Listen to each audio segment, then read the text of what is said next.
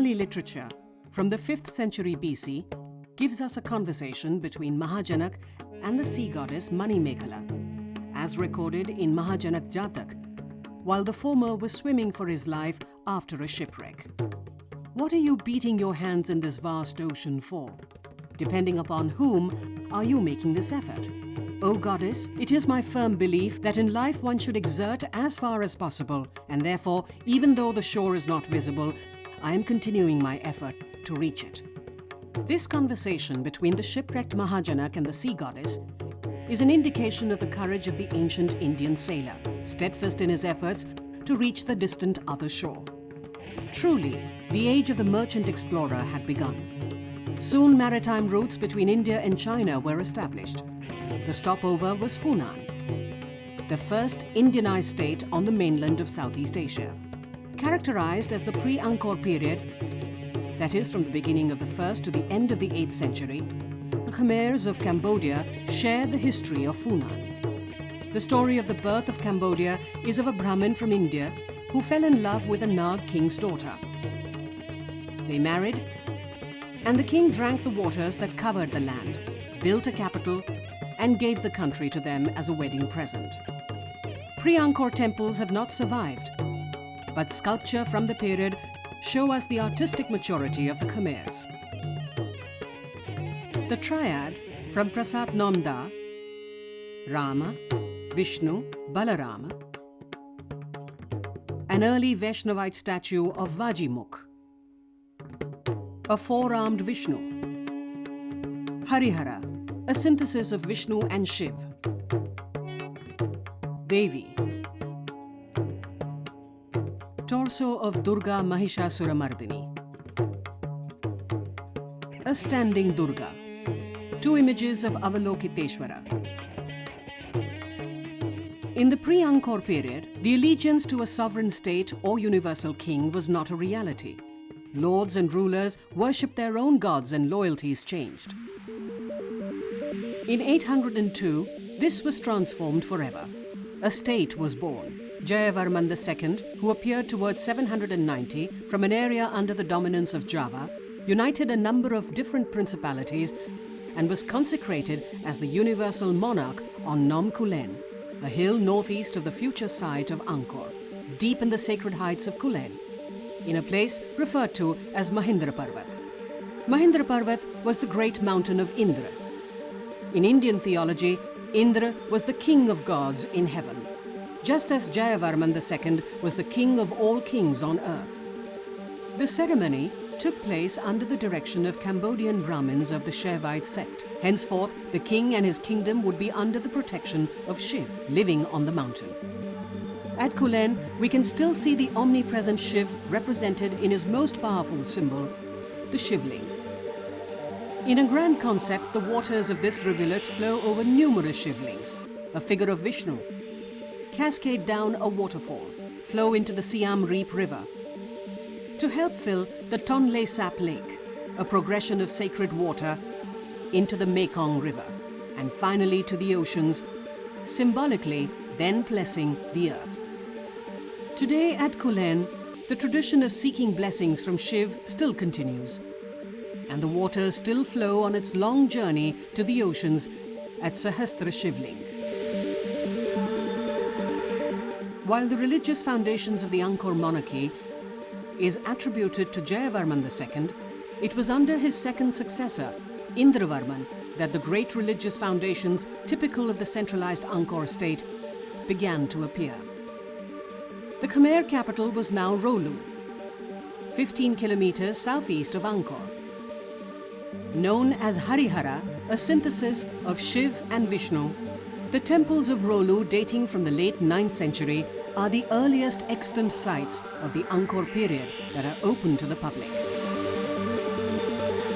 In 881, a ling was consecrated at the summit of an artificial mound, a temple mountain, the 5-level pyramid of Bakheng, in the center of the town of Hariharalya. Bakheng symbolizes the cosmic Mount Meru in Vishnu's heaven, Vaikuntha Lok. 4 levels lead to the central sanctuary and correspond to the worlds of mythical beings. Nags, Garuds, Rakshas, and Yakshas. The fifth and topmost level is reserved for the gods. From all angles, the central sanctuary at the center of the town of Hariharalya beckons to you. The first temple at Rolu was Pre Ko, dedicated to Shiv, now undergoing extensive restoration. Also at Rolu is Lo Le. During 1,000 years, the brick towers of Lo Le largely disintegrated, and extensive restoration is visible in the new brickwork. Before we continue on the course of artistic achievement by the Khmers, let's move to the east, where another kingdom had long since emerged. Funan and Chenla had given way in Cambodia to the pre-Angkor period and the kingdom of Angkor. In Vietnam, it gave way to the kingdom of Champa. Champa was a highly civilized country which existed in the central part of Vietnam from the end of the 2nd to the beginning of the 19th century. It was a Hinduized state with a Sanskrit culture until 1471. The famous Volcan inscription near Nha Trang dates from the 3rd, 4th centuries and is the oldest evidence in the entire region of the use of Sanskrit. Unfortunately, there are no archaeological remains which can be ascribed to the art of this period, despite proof of their existence in Chinese and local documents. The first evidence we have comes from what was in reality and spirit the most holy place for the people of Champa, My Son.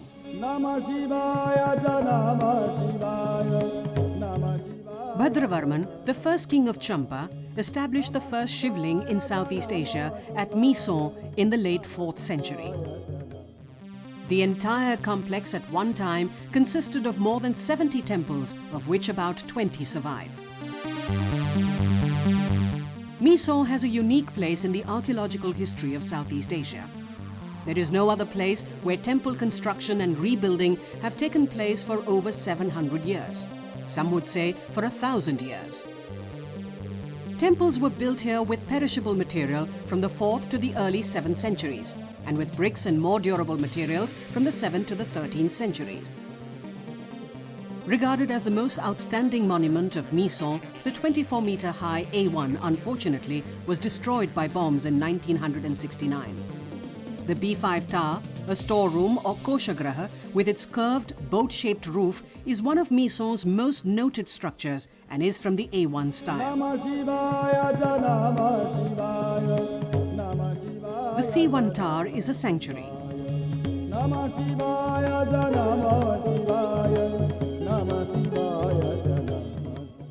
And the D1, which probably served as a rest house for pilgrims.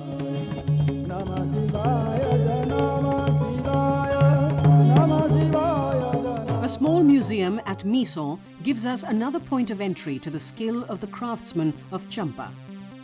A dancing Shiv, a dancing woman and a warrior, lions,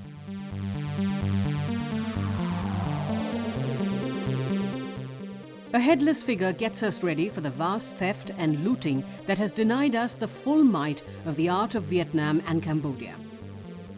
A partly destroyed tympanum presenting Shiv from the E1. Brahm. Continuing the tradition of building and rebuilding, exploration and restoration continues at My Son. The era of My Son's destruction and decay are over, and this heritage site, once referred to as the province of Cham Towers, has returned to its orbit. To get a clearer idea of the surge of creativity witnessed in Vietnam in this period, one must visit the Da Nang Museum of Cham Art, officially opened in 1919. Apart from My Son, the Amravati region was also home to Tra Kyo, the ancient capital of Simhapura, founded in the 4th century. While Tra Kyo has long since vanished, numerous artifacts from the city tell us of a vibrant and artistic people. Although unfinished and then damaged, the Tra Kyo dancer's pedestal is still beautiful. A four-armed dancing Shiv, a ferocious Dwarpal, and the Tra Kyo pedestal, a masterpiece of 10th century Cham art. True, Miso is grand, but the empty spaces in one's mind when one looks at the temples devoid of the gold, ceramics and sculpture now begin to be filled. Lions, gazelles and elephants in the Miso A1 style. A lintel from Miso E4. An embedded colonnette in the A1 style. Dancers from Miso E1, Shiv. The museum has numerous works of art from the Thapman or Bindin style of the 11th century. Dancers, an altar with a ling and urj. Lions, dragons and garuds. The omnipresent Dwarpal. A dancing four-armed Shiv. Hualai, considered the oldest Cham towers. Originally there were 3, but the central tower has completely disappeared. The northern temple has decorative carving on pilasters and garuds with stretched wings on the cornices at the head of these pilasters. These earliest surviving kalans, with every characteristic of the type, gets us ready for the rest of Champa. They're both massive and slender because of their fine proportions and indicate a clear predominance of architecture over decoration. What was and what remains? The difference is never more tangible than when one searches for Duong, totally devastated during war. By 877, writers began to make direct reference to Champa, calling it Champapuram. Although Champa had traditionally been Shaivite, with a reliance on Shaivism to protect the land and the lineage, the most aesthetically remarkable achievement and one that conformed to a definable plan was Mahayana Buddhist. Duong, dedicated to Lakshmindra Lokeshwara, associating the name of the Bodhisattva with the personal name of the king, was founded around 875. At the Danang Museum, when one looks at the Dwarpal, guardian of the law, one gets a glimpse of the grandeur of Duong. There were originally 8. And this is the pedestal of the main shrine, adorned with narrative pieces of the life of Buddha. The birth of the Buddha. Prince Siddhartha exchanging his clothing. Nobles in dialogue. The foot support for the great Buddha, presenting the assault of the Buddha demon Mara on the Buddha. The sculpture reflects the iconography of Ravan as he shakes Mount Kailash. In Champa, as in neighboring Angkor, Mara often has the same shape as Ravan. Quang Mai, 3 east-facing kalans, considered one of the finest specimens of Champa architecture. Rich in decorative work, pilasters and arches. The towers are of unequal proportions, diminishing in size from south to north. Quang Mai undoubtedly paved the way for the magnificent artistic flowering of which the Miso A1 shrine was the prime example.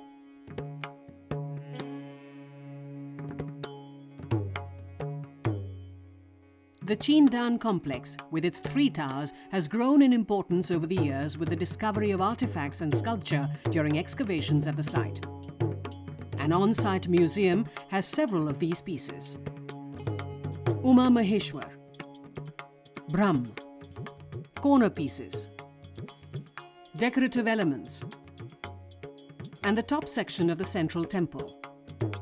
For the first time in 1989, the stone foundations were cleared and revealed, a rarity in Cham studies.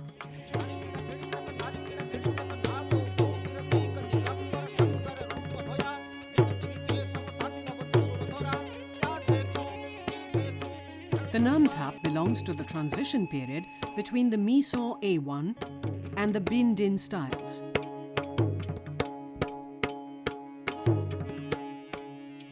Cham towers are often situated at points of vantage, commanding attention for miles around, and Ban It is an excellent example of this strategy.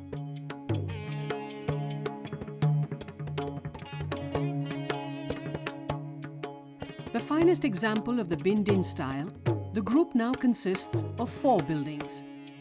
The Kalan is the tallest of them. A Koshagraha, with a boat-shaped roof. At Banit, the results of restoration work are evident as in several other Cham towers across Vietnam.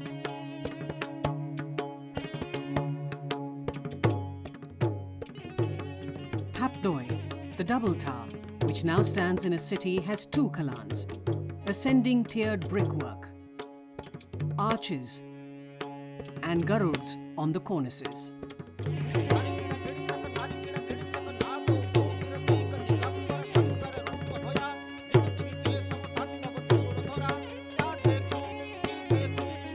Duong Long consists of three large kalans, probably the largest among remaining Cham temples.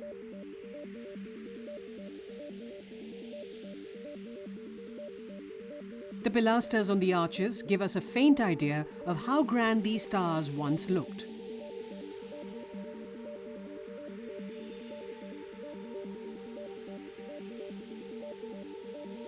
The Kam Teen temple, like most in the Vijaya region, is located on a hill facing east. The Po Nagar complex was originally built in the 8th century of perishable material, probably wood. Since then, a shrine was built with durable material, and the temple was built and rebuilt several times between the 8th and the 13th centuries. Scholars tell us that at one time there were at least 10 structures in the complex, of which 5 remain.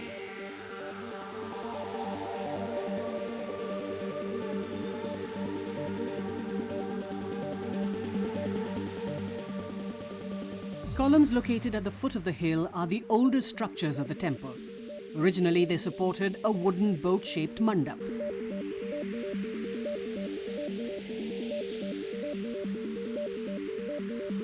The path to God is steep, as we can see from the original steps. Today, a new approach provides visitors with an easier access. The 22.8-meter Kalan is the tallest structure, ornamented with corner towers, false niches, worshipping figures and other images. A tympanum presents a dancing four-armed Uma Maheshwar. In the Sanctum Sanctorum, prayers are offered to a Shivling and the goddess Bhagwati. The original head of this deity had broken and has been replaced with the head of a local deity. Inside, looking upwards, one gets a view of the Cham method of building the inner sections of roofs and towers. Work on restoration is very evident at this important Cham tower, and the difference between the old and the new brickwork is clear.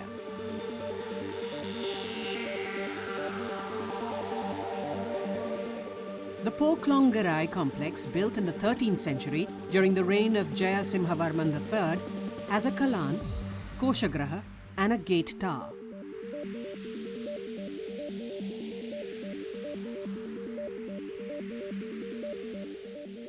A dancing six-armed Shiv greets you on a tympanum above the arch.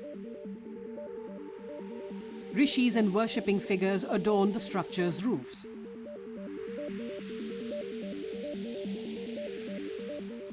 At Po Klong Garai, the decorative flame motifs stand out starkly.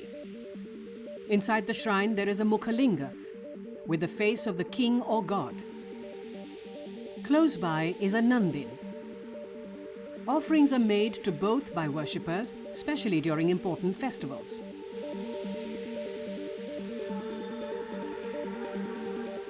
Porome, raised in the honor of the king Porome, is the last significant monument built in Champa. It was constructed in the 16th or 17th centuries when Champa was reduced to only the Panduranga region.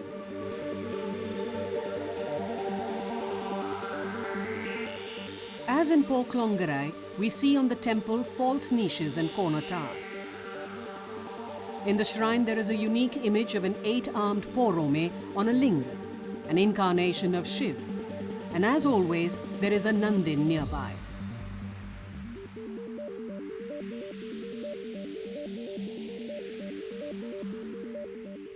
While the temples of Champa were discovered by Europeans in 1898 and were studied and classified by H. Parmentier in 1904, Angkor's discovery by Europe was far more dramatic. When Henri Marhaud's diaries were published, a wave of excitement swept art circles.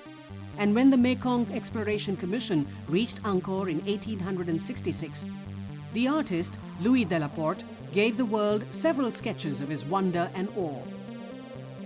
In Cambodia, the jungles held at bay by the kings of Angkor had recaptured what had once belonged to them, and many of the temples had vanished into the dense forests. When a complex was cleared through the laborious task of dégagement, or clearance of the sites from the jungle, what emerged was often more ruins than monuments. Temples were taken apart and reassembled by a process called anastylosis.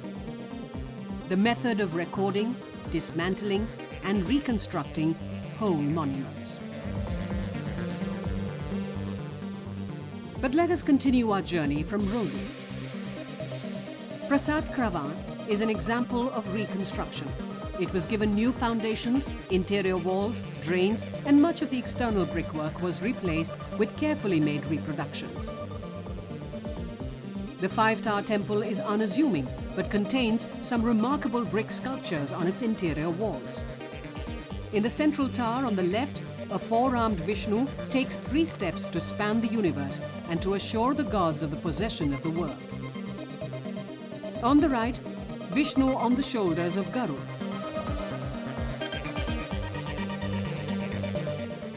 And on the wall facing the door, an 8-armed Vishnu is framed with 6 registers of people meditating.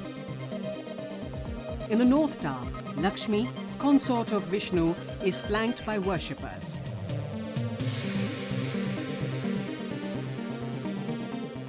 At East Mebon, we see several of the basic Khmer concepts in architecture and temple building. The structure is a temple mountain symbolizing Mount Meru, with 5 towers in a quincunx atop a tower of 3 diminishing tiers. All the durable materials known to the Khmers have been used: sandstone, stucco, brick, and laterite. Lions guard the sides, and monolithic elephants stand majestically at the corners.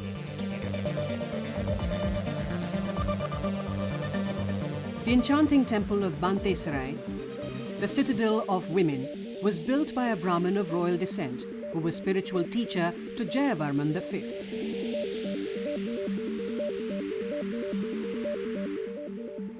The central area is flanked by 2 libraries. Straight ahead are 3 shrines. The principal shrine in the center and the south shrine are dedicated to Shiv. The north shrine to Vishnu.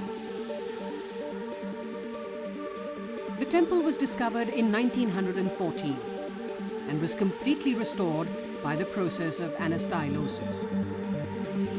A special feature of the exquisite decoration was the use of a hard pink sandstone, which, as it has been said, resembled sandalwood carving with even an Indian scent to it. Called a precious gem and a jewel of Khmer art, it is regarded as being closer in architecture and decoration to Indian models than any other temple at Angkor.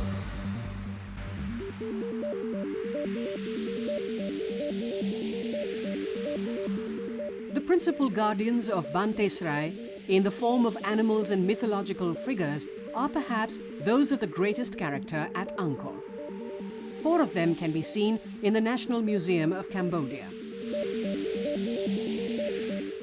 A drawing by Louis Delaporte gives us the reconstructed elevation of Phimianakas, the meaning of which is the aerial palace. Located inside the royal palace, this was the temple in which the king worshipped. It must have been originally crowned with a golden pinnacle, as a Chinese traveler described it as the Tower of Gold. To the north of the temple are the remains of the royal baths. A few details are all that is left of a grand Naga balustrade that once surrounded the baths. Observe the close relationship Angkor had with Sanskrit. Angkor comes from the Sanskrit Nagar, the city. Angkor Thom is the great city. Ba is father, present in Bakheng, Bapon, Bayon. Me is mother, as in Mekong. Bon comes from the Sanskrit punya, blessing. Mebon, therefore, is the mother of blessings. Ta is ancestor. Prohm is Brahm. Ta Prohm, therefore, is Brahm, our ancestor. At Ta Prohm, it is possible to rediscover the wonder and awe of the early naturalists and explorers when they first saw the temples of Angkor in the middle of the 19th century. In the firm grip of nature and one of its greatest forces, the forest. Ta Prohm is one of the largest sites of Angkor. An inscription in Sanskrit tells us that it owned 3,140 villages. It took 79,365 people to maintain the temple, including 18 high priests, 2,740 officials, 2,202 assistants, and 615 dancers. Even if there was some exaggeration to glorify the king, Ta Prohm must have been a grand temple. The entrance and exits of the temple are dominated by gopuras, face stars, with 4 faces, one for each of the cardinal points of the compass. Apsaras, the celestial nymphs, almost the guardian angels of the temples of Angkor, invite you through the ruins. And the trees are everywhere, reminding and humbling us before time and God, in a way the architects, if they were alive, would wonder at.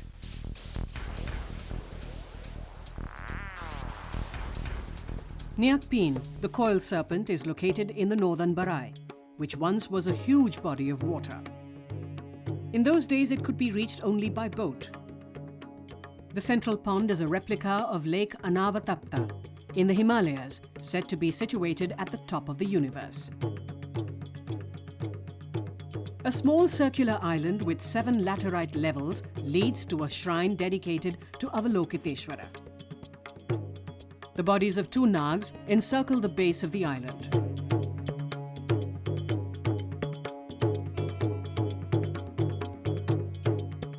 Ta Som is art and nature entwined. The temple has not been restored.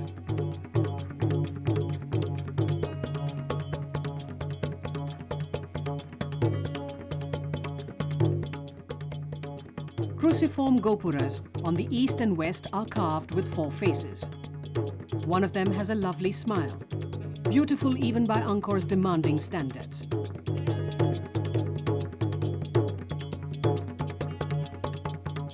Khmer King, according to an inscription, was built on a battlefield where Jayavarman VII finally defeated the Chams.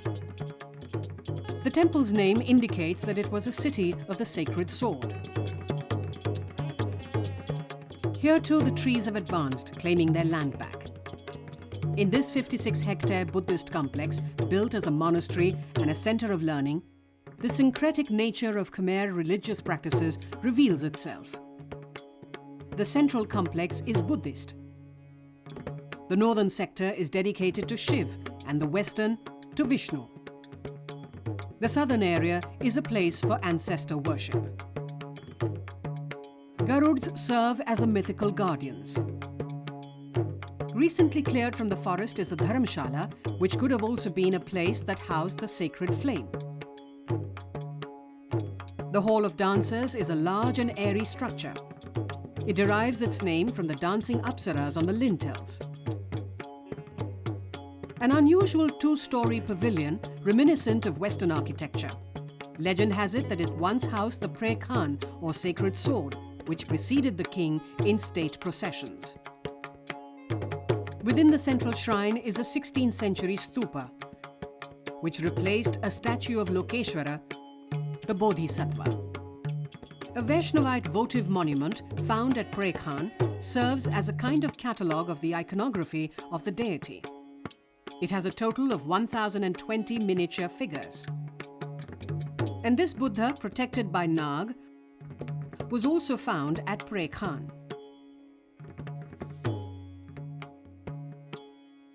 Angkor Thom, or Angkor the Great, the last capital, held a population as high as 1 million. Foreigners referred to it as an opulent city. Within the city were the residences of the king, his family, officials and priests. But these structures of wood have long vanished. The famous South Gate and Causeway present the Khmer obsession with the imagery of the Nag, the gods and the demons.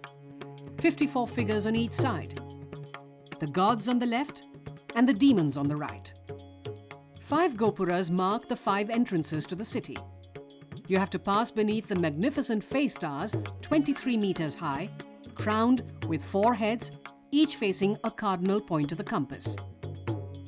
The artistic ingenuity of the Khmers and their ability to do the startling is evident at the terrace of the Leper King. Who exactly was the Leper King? Was this a crematorium site for kings? These are some of the many mysteries at Angkor.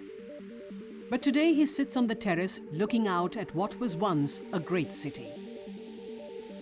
The terrace is faced with dramatic bas-reliefs, both on the exterior and the interior arranged in registers. The original wall, only a meter wide, collapsed, and a second wall, 2 meters wide, was built in front. A false corridor allows you to inspect the deeply carved reliefs on the first wall.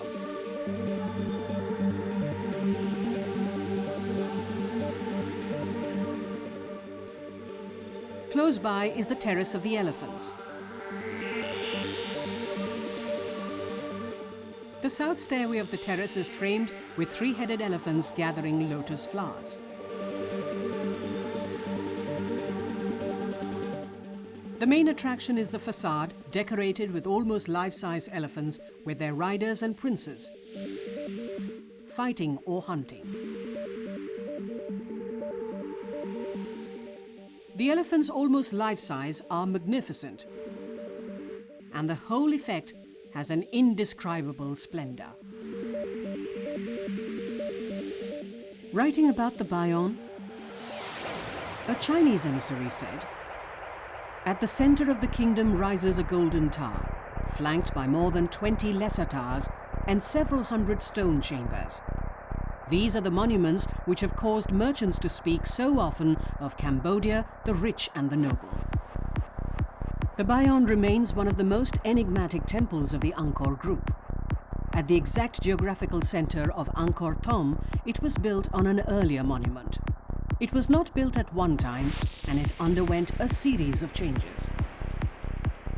Over 200 large faces have been carved on 54 towers. Here, in all its splendor, is the famous enigmatic smile of Angkor.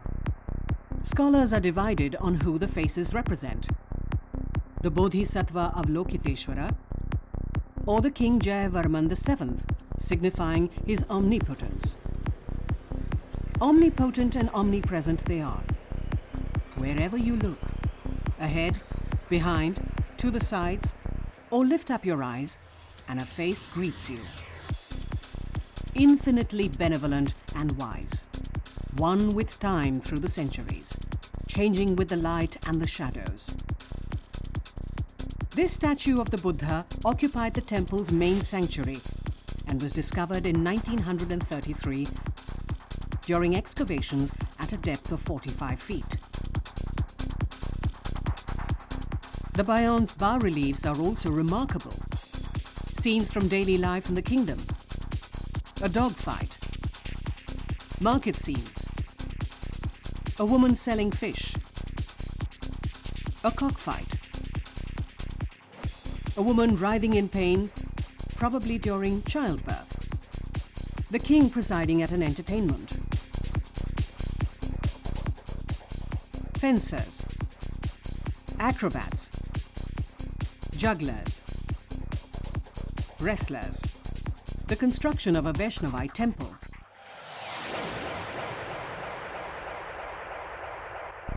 The naval battle between Angkor and Champa in 1177. The Chams, recognizable by their hats, and the Khmers with no head covering. The bull sacrifice. Khmer foot soldiers and elephants. Although the reliefs are riveting, Pause as you walk by these stories in relief, and lift your eyes to the faces watching you, watching over you. Sculpture is the art of shaping figures in the round and also in relief.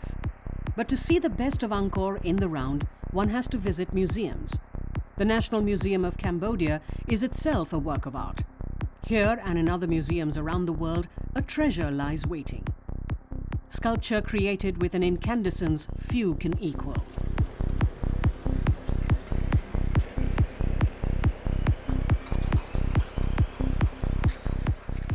And finally, Angkor's greatest achievement, placed with pride on the nation's flag. Angkor Wat, brilliant in composition, well balanced, exquisitely proportioned, embellished with big ideas. One of the world's more precious monuments. It took about 30 years to build, and over 850 years later, it is still not completely revealed. As we have stated before, Angkor was absorbed with one of the 5 heavens of Hinduism, Vaikuntha-lok, the abode of Vishnu on Mount Meru. Suryaverman, the great Cambodian king, and his architects sought to reproduce heaven in the form of Mount Meru. The Khmer artists designed a rectangular triple-terraced mountain capped by 5 towers which look like peaks, meant to represent symbolically the 5 peaks of Mount Meru, known as Vaikuntha-lok, the abode of gods, especially Vishnu. 3 platforms, each progressively smaller and higher than the one below, take the height of the top of the central tower to 65 meters. Rows of lotuses taper to a point near the top of the towers, and the overall profile imitates a lotus bud. Dedicated to Vishnu, the temple is west-facing, which conforms to the symbolism between the setting sun and death. And the bas-reliefs are arranged for viewing from left to right, a practice used in Hindu religious ceremonies for tombs. Was Angkor Wat built as a temple or a tomb? The debate continues, but it is generally accepted that the architecture and decoration indicates it is a temple where God was worshipped, and that it was a mausoleum for the king after his death. A 250-meter-long causeway, built of sandstone blocks, leads to the temple. 2 libraries on the left and right stand in the courtyard. The familiar sight of people at work on restoration greets you once again. At the entrance is a huge Vishnu with a recreated head. The deity is worshipped by modern Cambodians. There are several artistic features that are hallmarks of Angkor Wat. Powerful yet sublime. Apsaras. They are everywhere. Over 1,500 celestial dancers.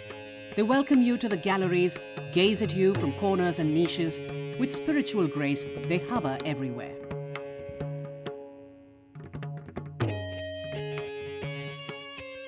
A Cambodian poet wrote of these apsaras in the 17th century. These gracious figures, filling you with such emotion that the eye is never wearied, the soul is renewed, and the heart never sated. They were never created by the hands of men. They were created by the gods, living, lovely, breathing women. And often with the apsaras are the finely turned stone balusters in the windows. A Cambodian innovation that draws its inspiration from similar constructions in wood.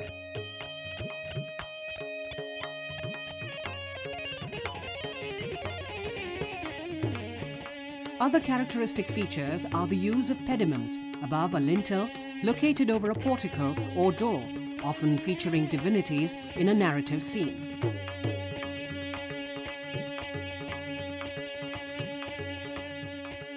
Rich and intricate decorative pilasters.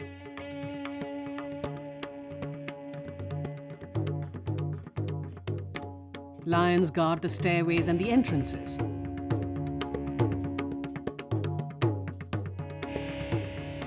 And the Nags on balustrades frame the stairs with the serpent gracefully spreading its many heads to form the shape of a fan. Laterite, used to build foundations, the internal structure of thick walls, ridges, and roads is clearly visible on its own in the long boundary walls. Moving counterclockwise, keeping the sculpture on our left, we move into the galleries of bas-reliefs. The first feature one notices is the corbelled vault, utilized by the Khmers to form a roof between walls and columns, another Indian influence. These vaults are constructed by cantilevering rectangular blocks and projecting each stone 1/3 of its length from each side until the span between walls can be capped by a single ridge stone.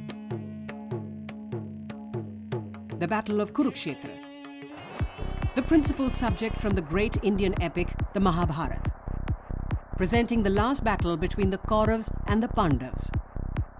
Bhishma, one of the commanders of the Kauravas, dying pierced by arrows. Dramatic scenes of war as the Kauravas, wearing different headgear, moving from left to right, meet the Pandavas in one of the most celebrated battles of all time. Foot soldiers, cavalry, chariots, elephants, musicians, Dronacharya, Karan, Arjun, the death of Karan, a fallen Chhatri signifying that a senior warrior has fallen. The reliefs are relentless. As one continues round the corner to the South Gallery, we are greeted by the march past of the army of King Suryaverman II. A splendid triumphal procession, almost 100 meters long, the king, the builder of Angkor Wat, with a Brahmin Pandit holding audience. A procession of women carried in palanquins. The army gathers for inspection. The commanders on elephants. King Suryaverman II stands on an elephant and is visible here and on any battlefield because of the 15 Chhatris above his head. Some guides will swear it's 16 Chhatris, and the visitor will diligently count them, for this is a place one willingly will stop to count. Musicians and standard bearers precede the ark that carries the sacred fire. The Siamese, Angkor's allies in this battle, march with their own commander.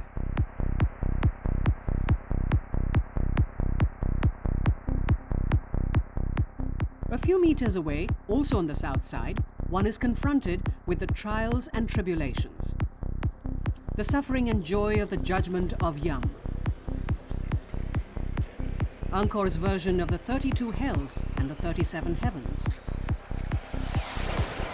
Yam, the supreme judge, riding his mount the buffalo, passes judgment, casting people to hell or raising them up to heaven. Following the tradition at Angkor Wat, the subject is presented in separate registers. The damned in hell on the lower register is stark and very real, while heaven on the upper register is indistinct.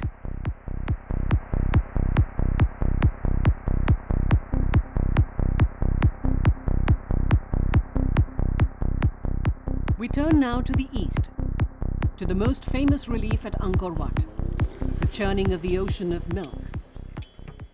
From the Hindu epic Bhagavad Puran, the relief freezes forever the dramatic story of the gods and the demons, who came together to churn the ocean of milk for 1,000 years, to produce the Amrit, or elixir, that would make them immortal and incorruptible. The Cambodian artists have executed what must be one of the greatest scenes ever sculpted in stone. 92 demons on the left.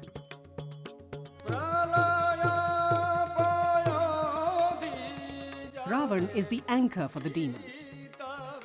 In keeping with the Cambodian tradition, Ravan's heads do not fan out at the sides, but are on top of each other, 4, 4, and 2. And on the right, 88 gods, with Hanuman as their anchor. Churning, churning, churning, frozen in dynamic action.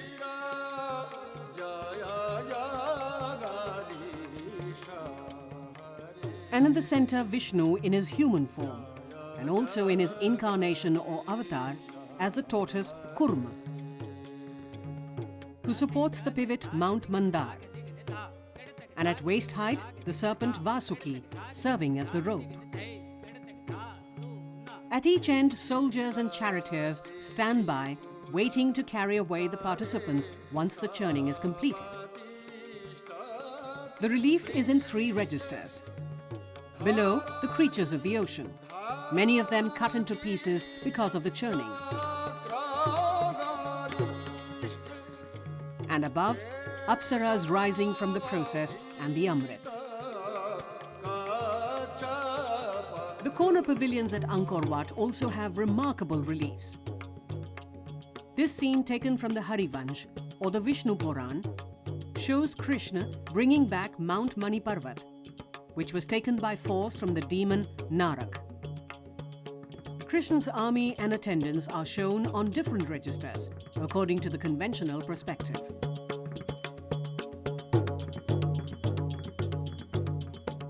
During the churning of the ocean of milk, the gods and the demons worked together. But in the North Gallery, we witness the classic confrontation between the 2 rivals. The battle between the gods and the demons. This relief is the more remarkable for its presentation of 21 gods of the Brahmanic pantheon, each brandishing their classic attributes and riding their traditional animal mounts. Kuber, the god of wealth, on a yaksha. Skanda, god of war, mounted on a peacock. Indra, on the white elephant Airavat. Vishnu, on a Garud. Brahma, on the sacred goose Hams. Surya, the sun god, on a chariot pulled by horses. And Varun, god of water, on a 5-headed Nag. And finally, we return to the West Gallery, from where we started, to the Ramayana, the Battle of Lanka. The Rimka, Cambodia's version of the Ramayana, is well known, and the Royal Ballet's presentation of the epic has received critical acclaim from all over the world. Here they rehearse an episode featuring Lord Ram's children, Love and Kush. The Rimka differs from the Indian Ramayana in several episodes and incidents. Hanuman, in the Khmer story, is a white monkey king. And in this episode, he is captured by the 2 children and sent back to his master, Lord Ram. This paves the way for a reunion between the father and his 2 sons. Phnom Penh, the capital of Cambodia, has monuments and architecture that reflect the traditions, beliefs, and struggles of the Khmers. The Independence Monument, the Victory Monument, the meeting of the 3 rivers, and most impressive of all, the Royal Palace.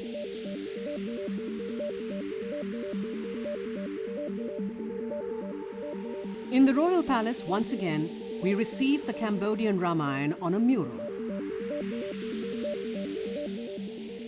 Assembly halls, Sita in seclusion, with her 2 sons, and as in the dance episode by the Royal Ballet, the dispute between them and Hanuman, and finally, the meeting with their father.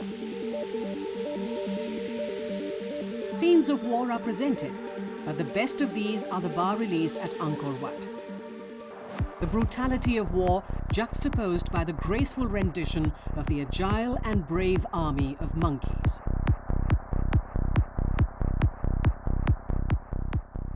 We are now back to where we started, in the west wing of the temple. It's time to move up towards the 5 peaks of Meru. For visitors who would like an aerial view, a balloon ride is available. Overflights are not allowed, but a ride in an aircraft from a regulated distance reveals more of the architectural plan and layout.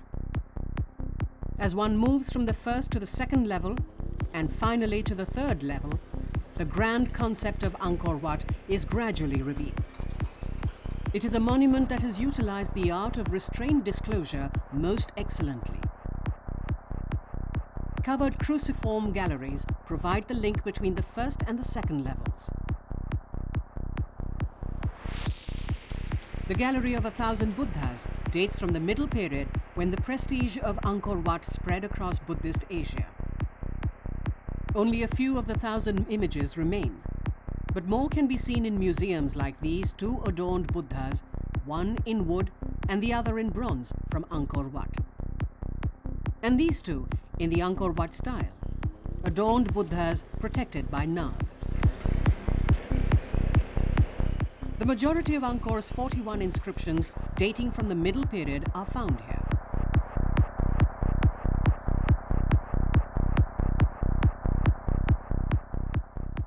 The stairways leading to the second story are connected with segments of vaulting, placed plumb above each stair landing, their pediments terraced against the sky. The steps are steep, but we are reminded that this is deliberate because the path to heaven is slow. Today we can move freely around the sacred third level, but in the reign of Suryavarman II, only the king and the high priest were allowed here. All the elements of repetition that make up the architectural plan of the temple and the artistic features are repeated here. Some of the most beautiful apsaras greet you. Finely turned stone balusters. Elaborate decorative pilasters. Pediments.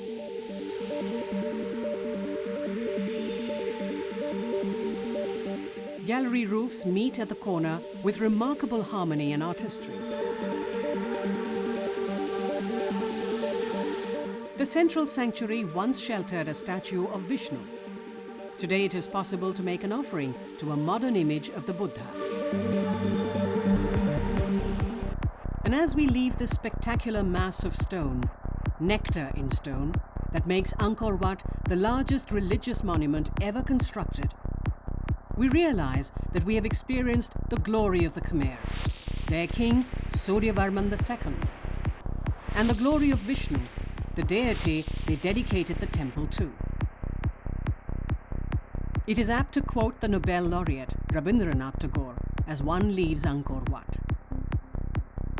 To know my country in truth, one has to travel to that age when she realized her soul and thus transcended her physical boundaries. There is also a measure of truth in the oft-repeated statement that to know India, one has to arrive at Angkor first.